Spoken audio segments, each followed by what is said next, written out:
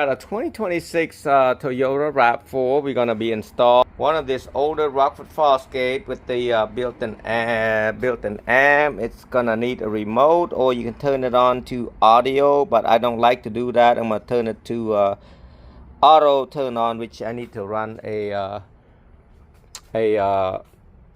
remote wire to the front. So basically I'm gonna remove this to get to the battery. So I'm gonna see, I don't think I need to take that off.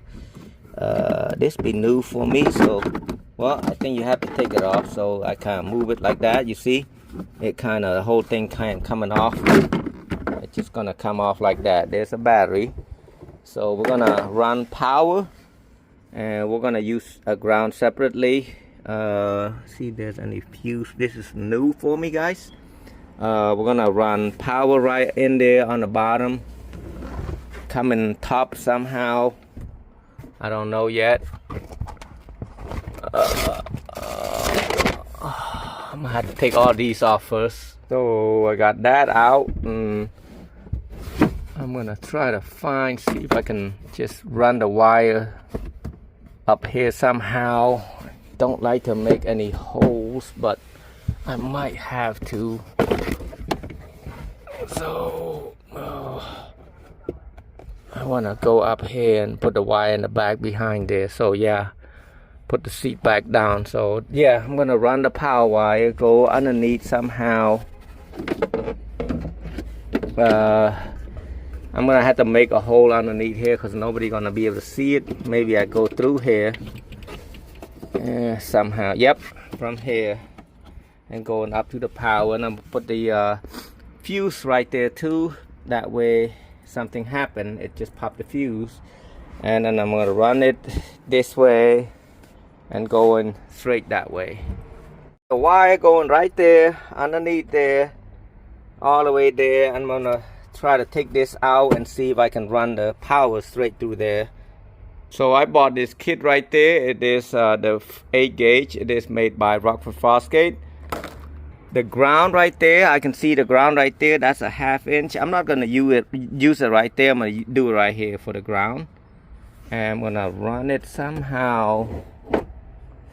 Took that right there. I'm just gonna let it come out like this so the customer can just grab it. But I'm gonna move this a little bit farther so I can ground it. I'm gonna sand it really good, and after you sand it, it should look like that. Right there, and we're gonna just screw using a self tapper. I can use that now 1/2 inch and do that, but it doesn't look like it's got a good ground, so I'm not gonna try to use that. Figured out to run the remote right here. I don't have to take it all the way out. If you gonna take it out, what you do, you just take a pry tool and just pop it right here a bit, and it will come out easily. But you don't have to if you want to, but you're gonna have to tap into the speaker, so you're gonna have to, in a way. You're gonna have to remove that also, or you can tap it to the front of the which I'm gonna do that. It's probably a lot easier, so I can see the speaker wire better. A 10mm right there. It's a plastic. You can just take that out, remove it out. It's pretty easy. Just rotate it to the left. It is plastic, so it will break like that. Then you just pull this out. Be careful, they can break easily. Now you want to take a blade and score it a couple times, not too hard because you can damage some other wires. So score it and then peel it out. A little bit tricky. So right here, what I did right there, I had to unplug that to see which one's got the speaker, because I saw the blue and red. I'm gonna make a guess that red would be positive and blue would be negative, but it doesn't matter because we're using only one channel. It doesn't matter positive or negative as long as you hooked it up the right way. So we're gonna use a line out converter for this, and really you don't have to, but I'm gonna use it. The customer's already bought it. Like I said, I had to unplug that and figure out which color it is. So I got the white, black, and gray black, which is negative, go to the red. White and gray go to the blue, and then I just hook up the RCA jack over here. Now all you have to do is squeeze it through, just push it in. It should be good. You don't have to take everything out. and go straight over there. I had to take it out because you're gonna have to run the power wire through somewhere. I don't know how to get it through yet. I just looking, maybe somewhere in there. Yep, it's gonna go in here, right there, all the way coming out somewhere here, and then going up. That's the only one you can hide this wire, because you can't do anything right there. You can see. Strip the speaker, the power wire. Let me see, less than half an inch, so about 3/8.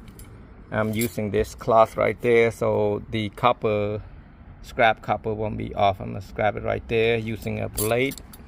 As you can see, the positive go to the red, the black go to the ground, and remote go to the, I will show you how to hook that remote up. And then I'm gonna hook up the jacks to this jack right here, like an RCA input if you have a regular amp. And now what I got, I used to add a fuse. I only got the 7.5 amp to the speaker, aftermarket speaker. I'm gonna use the 10 amp. Which one I'm gonna use, I'm gonna show you right here. That 15 amp right there on the third one on the bottom, that would turn on when the car is on. I'm gonna unplug that right there. 1, 2, 3, the 20, 7.5, 20, and then 15. And I'm gonna put it on here. So what you're gonna be looking at is, where's that 20, 27.5, 20, and 15. That would be outlet, power outlet number. So that key's on and it will come on too. So we might not be able to use this again. Back over here, what you got is the 12 volt. Right here, what we're gonna do, that's a 9/16 or ½ inch. You know what to do, make sure you don't hit the ground.